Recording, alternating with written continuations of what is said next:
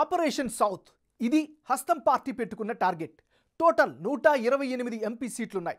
Majority సీట్లు గెలవడమే target. కేంద్రంలో ప్రభుత్వం ఏర్పాటు చేయాలంటే కావాల్సింది 273 సీట్లు. ఇందులో పార్టీకి అనుకూలంగా ఉన్న దక్షిణ భారతదేశం నుంచి మెజారిటీ స్థానాలు గనక వస్తే కేంద్రంలో సర్కారు ఏర్పాటుకు రూట్ క్లియర్ అవుతుంది అన్న ఉద్దేశంతో హైకమాండ్ ఉంది. అందుకోసం మాస్టర్ ప్లాన్ రెడీ చేస్తోంది.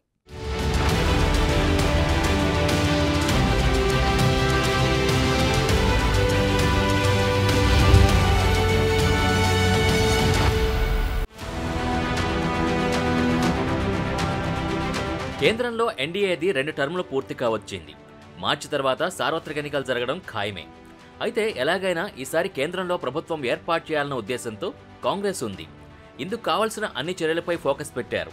ఎక్కడెక్కడ ఎన్ని సీట్లు గెలిస్తే అధికారానికి దగ్గరవుతాం అని లెక్కలు వేసుకుంటోంది కాంగ్రెస్ అధినాయకత్వం. ఈసారి ఖచ్చితంగా గెలవాల్సిందే అన్న లక్ష్యంతో కనిపిస్తున్నారు. గతంలో చాలా తక్కువ స్థానాలకు పరిమితమైన పెద్ద రాష్ట్రాలపై ఫోకస్ పెంచడంతో పాటే పట్టు పెరిగిన సౌత్ ఇండియాలో మెజారిటీ ఎంపీ స్థానాన్ని గెలిచే లక్ష్యంతో పనిచేస్తున్నారు. గ్రౌండ్ వర్క్ పూర్తి స్థాయిలో నడుస్తోంది. ఆ వ్యూహాల్ని అమలు చేయడమే మిగిలింది. నిజానికి దక్షిణ భారత్లో కాంగ్రెస్ పార్టీకి చాలా వరకు స్కోప్ పెరుగుతూ వచ్చింది. రోజురోజుకు ఇది మరింత పెరిగింది. 6 నెలల వ్యవధిలో కర్ణాటక, తెలంగాణలో హస్తం పార్టీ అధికారంలోకి వచ్చింది. కేరళలో గ్రౌండ్ పెరిగింది. అటు తమిళనాడులో డీఎంకేతో కాంగ్రెస్ పొత్తులో ఉంది. ఒక్క ఏపీలో వెనుకబడి ఉంది. అయితే మిగతా రాష్ట్రాల్లో కవర్ చేసుకోవడం ద్వారా స్టోరీ మార్చాలనుకుంటోంది హస్తం పార్టీ. కర్ణాటకలో 28 ఎంపీ సీట్లు ఉన్నాయి. అటు ఏపీలో 24 సీట్లు, కేరళలో 20 లోక్సభ స్థానాలు, తెలంగాణలో 17 సీట్లు, పుదుచ్చేరిలో 1, తమిళనాడులో 38, ఇలా మొత్తం కలిపి సౌత్ ఇండియాలో 128 లోక్సభ స్థానాలున్నాయి. కేంద్రంలో అధికారంలోకి రావాలంటే 273 సీట్లు కావాలి. ఈ 128 సీట్లలో ఎన్ని గెలుస్తామన్నది హస్తం పార్టీ వ్యూహాలు వర్కౌట్ అయ్యేదానిపై ఆధారపడి ఉన్నాయి. ఈ 128 సీట్లలో 90కి పైగా సాధించే వ్యూహంతో పనిచేస్తోంది హైకమాండ్. సరిగ్గా వ్యూహాలు అమలు చేస్తే ఇది సాధ్యమేనని పార్టీ అధిష్టానం భావిస్తోంది. తెలంగాణలో 10కి పైగా సీట్లు, కేరళలో గతంలో మాదిరిగా 15 సీట్లు, తమిళనాడులో 10 సొంతంగా, మిగిలినవి డీఎంకేతో కలిసి సాధించడం, కర్ణాటకలో గత ఎన్నికల్లో కేవలం 1 సీటే దక్కినప్పటికీ ఈసారి 15కు పైగా సీట్లు సాధించాలనుకుంటోంది. తమిళనాడులో డీఎంకే గతంలో మాదిరి తమకు 10 సీట్లు కేటాయించే అవకాశాలున్నాయని, వాటిలో కనీసం 8 గెలవాలని కాంగ్రెస్ ఆశాభావంతో ఉంది.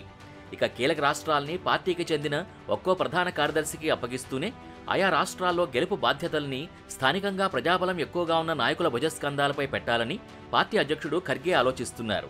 తెలంగాణలో కాంగ్రెస్ పార్టీని అత్యధిక స్థానాల్లో గెలిపించే బాధ్యతను సీఎం రేవంత్ రెడ్డితో పాటు ఆయన సారథ్యంలో సీనియర్ మంత్రులుగా ఉన్న నేతలకి అప్పగించాలని భావిస్తున్నారు. తెలంగాణలో ఉన్న 17 ఎంపీ సీట్లలో 10కి పైగా గెలిచి సత్తా చాటాలని డిసైడ్ అయ్యారు. అటు కర్ణాటక బాధ్యతల్ని CM Siddaramaiah, deputy CM DK శివకుమార్లకు, కేరళ బాధ్యతల్ని స్థానిక నేతలు సుధాకరన్, సతీషన్లకు ఇవ్వాలనుకుంటున్నట్టు తెలుస్తోంది. కేరళ సీనియర్ నేత రమేష్ చెన్నితాల ఆ రాష్ట్ర వ్యవహారాల్లో జోక్యం చేసుకోకుండా ఆయనకు అత్యంత కీలకమైన మహారాష్ట్ర బాధ్యతల్ని అధిష్టానం అప్పజెప్పింది. మహారాష్ట్రలో కాంగ్రెస్ గత 2 టర్ములలో అస్సలు ఎఫెక్ట్ చూపించలేకపోయింది. 2014 సార్వత్రిక ఎన్నికల్లో మహారాష్ట్రలో హస్తం పార్టీ 2 స్థానాలు గెలిస్తే 2019 ఎన్నికల్లో కేవలం 1 సీటుతోనే సరిపెట్టుకుంది. 48 ఎంపీ సీట్లు ఉన్న కీలకమైన మహారాష్ట్రలో 1-2 సీట్లకే పరిమితం కావడం ఏంటన్న చర్చ ఆ పార్టీలో జరుగుతోంది. ఇది మార్చాలని అనుకుంటున్నారు. అందుకే మహారాష్ట్రలోనూ ఫోకస్ పెంచారు. ఉత్తరాది రాష్ట్రాల్లోనూ ప్రజాబలం ఉన్న సీనియర్ నేతలకే బాధ్యతల్ని అప్పజెపుతూ ఢిల్లీ నుంచి నేరుగా పర్యవేక్షించాలని హస్తం హైకమాండ్ భావిస్తోంది. మరోవైపు సార్వత్రిక ఎన్నికల్లో దేశవ్యాప్తంగా ముఖ్యంగా ఉత్తరాదిన ప్రచారం చేసేందుకు రాహుల్ గాంధీతో పాటు కాంగ్రెస్ ప్రధాన కార్యదర్శులు ప్రియాంక గాంధీ, సచిన్ పైలట్లకు బాధ్యతలు అప్పగించాలని ఖర్గే భావిస్తున్నారు. పార్టీ పునర్వ్యవస్థీకరణలో ప్రియాంక గాంధీకి ఏ బాధ్యతలు ఇవ్వకపోవడం, సచిన్ పైలట్కు ఛత్తీస్గఢ్ వంటి చిన్న రాష్ట్రం అప్పజెప్పడం ఇందుకు సంకేతమంటున్నారు. జాతీయ స్థాయిలో ప్రచారం చేయడంతో పాటు పార్టీ నేతల మధ్య విభేదాల పరిష్కారం, పొత్తుల్లో జోక్యం వంటి కీలక బాధ్యతల్ని కూడా ప్రియాంకకు అప్పగించాలని ఖర్గే యోచిస్తున్నట్టు తెలిసింది. ఇప్పటికే పొత్తుల కోసం 5 సభ్యులతో కాంగ్రెస్ హైకమాండ్ ప్రత్యేకంగా కమిటీ కూడా వేసింది. ఏ రాష్ట్రంలో భావసారూప్య పార్టీలతో పొత్తులకు అవకాశం ఉందో లెక్కలు వేస్తున్నారు. ఆయా పార్టీల్ని సంప్రదించే పనిని పొత్తుల కమిటీ ఇప్పటికే ప్రారంభించింది కూడా.